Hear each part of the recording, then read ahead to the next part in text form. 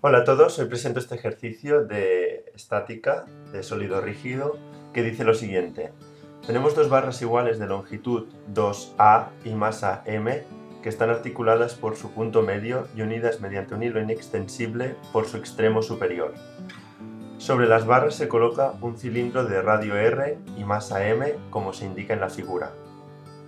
Aquí tenemos las dos barras y nuestro cilindro.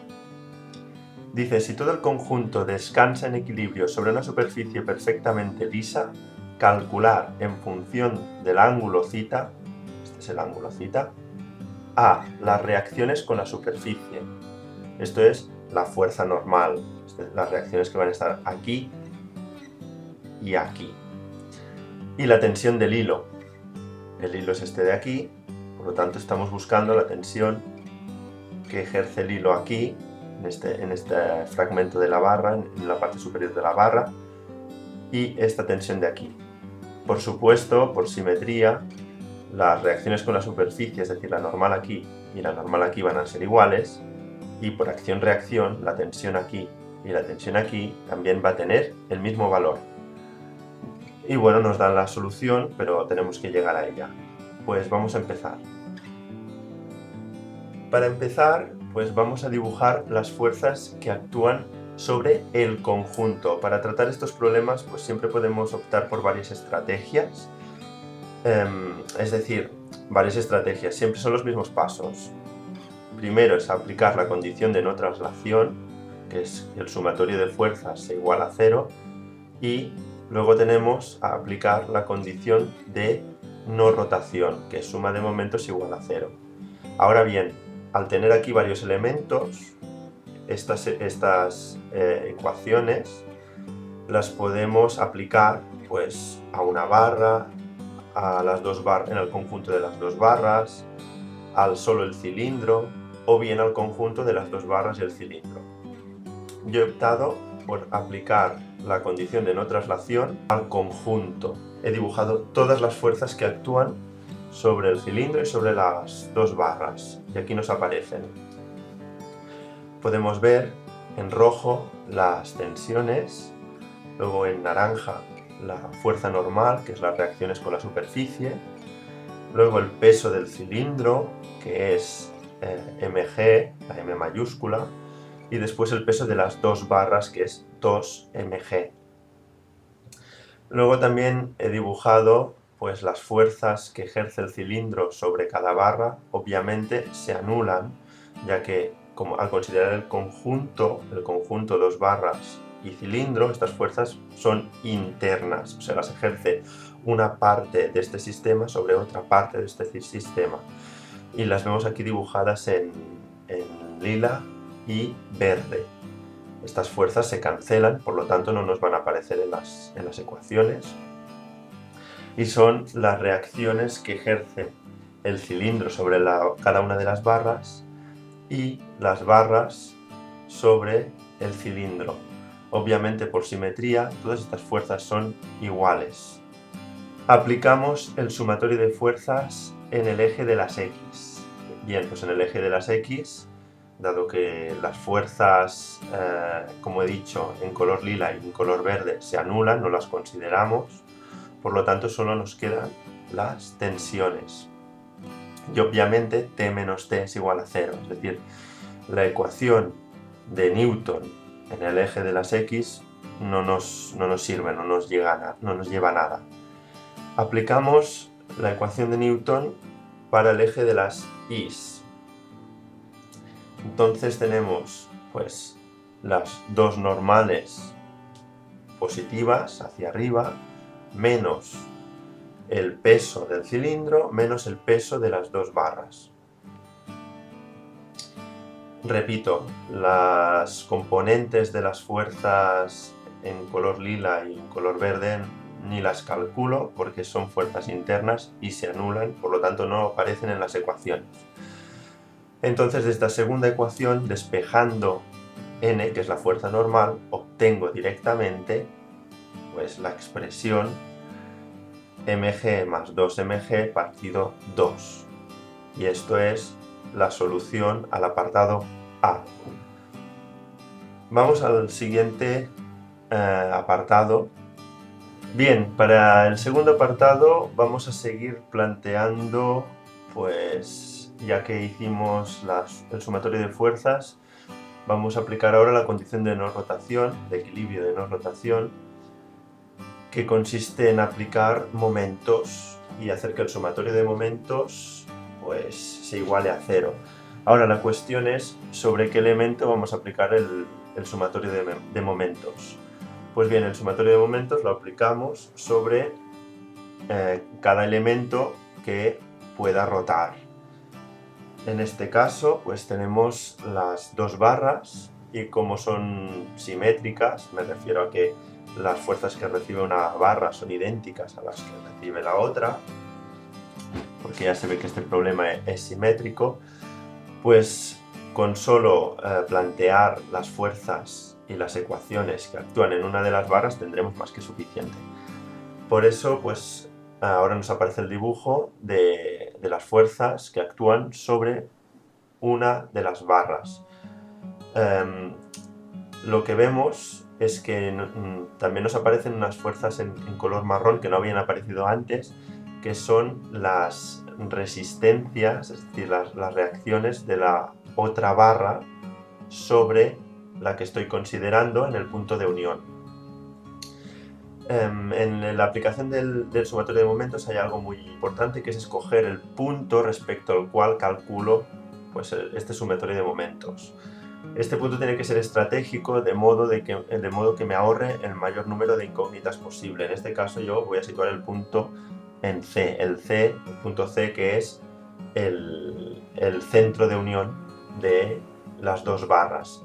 Así en mis ecuaciones pues no van a aparecer ni mg, ni ri, ni rx, que es lo que me molestaría, que aparecieran unas incógnitas ri y rx, además de las que ya tengo, que son la tensión y además la fuerza está en verde, que es la fuerza de reacción del cilindro sobre la barra, porque el cilindro se apoya en esta barra sobre este punto, por lo tanto ejerce una fuerza en esta dirección.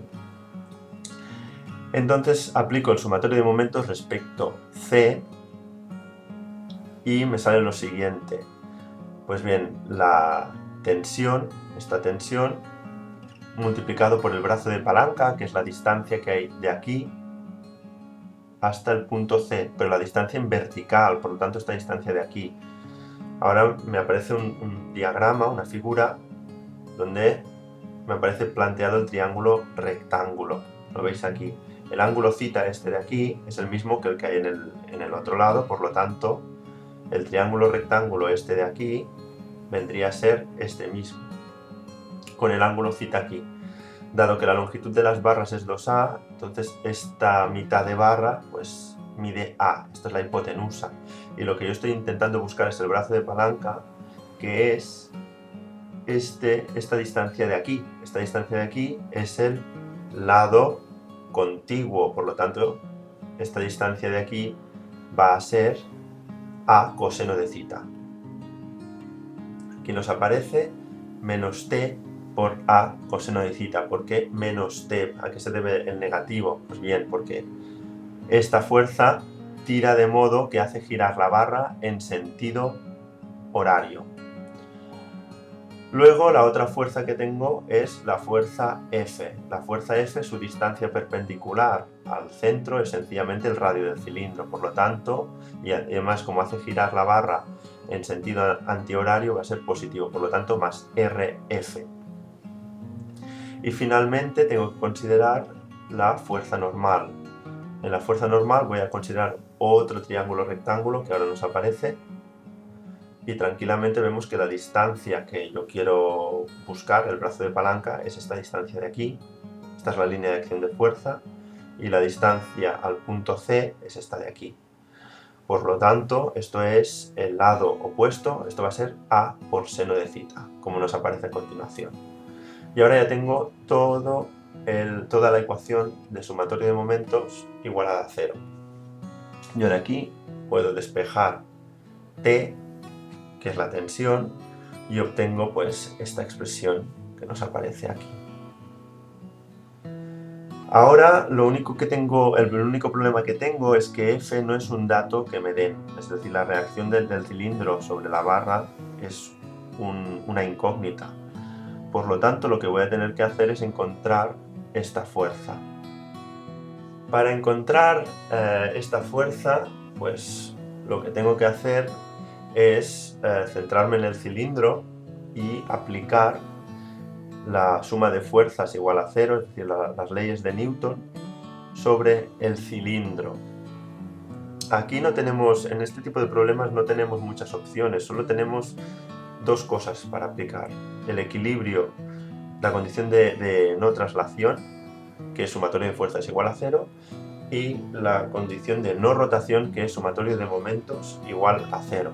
Por lo que el juego está en aplicarlo sobre el conjunto, en aplicarlo sobre una barra, sobre la otra barra, sobre cada uno de los elementos.